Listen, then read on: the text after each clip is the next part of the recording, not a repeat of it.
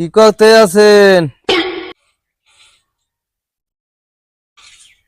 আরে বেড়া, শরীরটা ভাল লাগতেছে না, কি যে করি। কোরবানি 2 দিন পর টাকা নিতে আইতে কইছেন, আইছি দেন নাই। সেই দিনে কই গেছি যে তাই মোর কোরবানি তো আমি লাগে ভাগে দেওয়া হয়ে গেছে। মোর যে কয়টা পাও না আমি যখন দিনা সুদ করেন নাই, তা আমি লাগে মোর কোরবানি ভাগে হয়েছে হিসাবে এই গোস্ত চাইছি দেখিয়া ভাগে মোকে দাওয়া দিয়েছেন।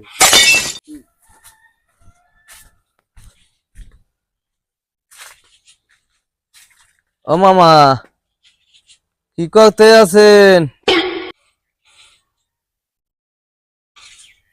আরে বেড়া, শরীরটা ভাল লাগতেছে না, কি যে করি। কোরবানি 2 দিন পর টাকা নিতে আইতে কইছেন, আইছি দেন নাই। সেই দিনে কই গেছি যে তাই মোর কোরবানি তো আমি লাগে ভাগে দেওয়া হয়ে গেছে। মোর যে কয়টা পাও না আমি যখন দিনা সুদ করেন নাই, তা আমি লাগে মোর কোরবানি ভাগে হয়েছে হিসাবে এই গোস্ত চাইছি দেখিয়া ভাগে মোকে দাওয়া দিয়েছেন। যাও গেছে গেছে। মামা এখন শেষ করে মোর টাকাটা দিয়ে দেন দি।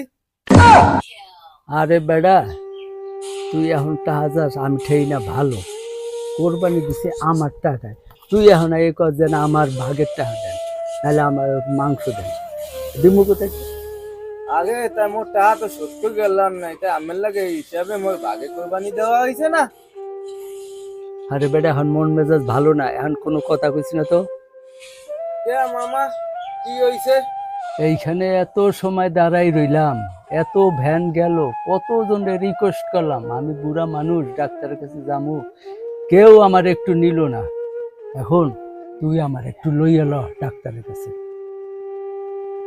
এখন মুই টাহা পাই দেখিয়া কি মগে দেখিয়া আমি ব্যাগ ধরছেন।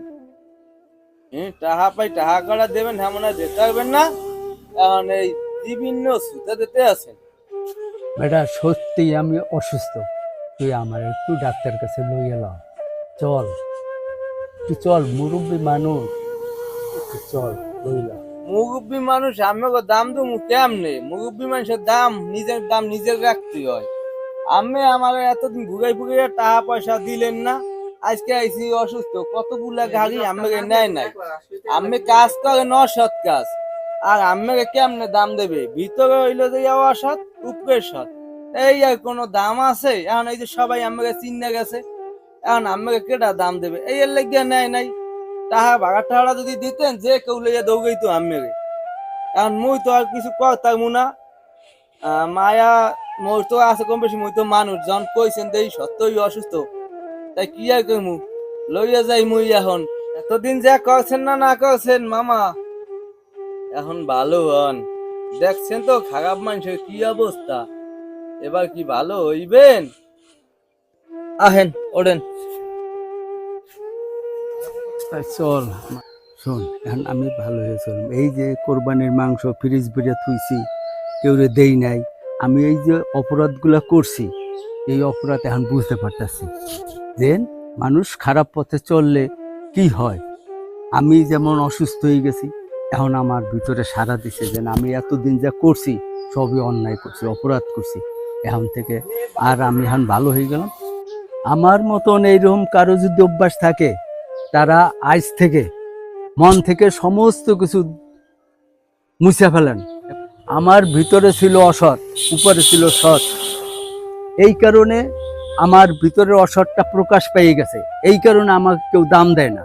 আমার মতন হওয়ার আগে আপনারা সচেতন হয়ে যান, যাতে আপনারা সুন্দর মতন চলতে পারেন, আল্লাহর কাছেও ভালো থাকেন, পরপরও ভালো থাকেন।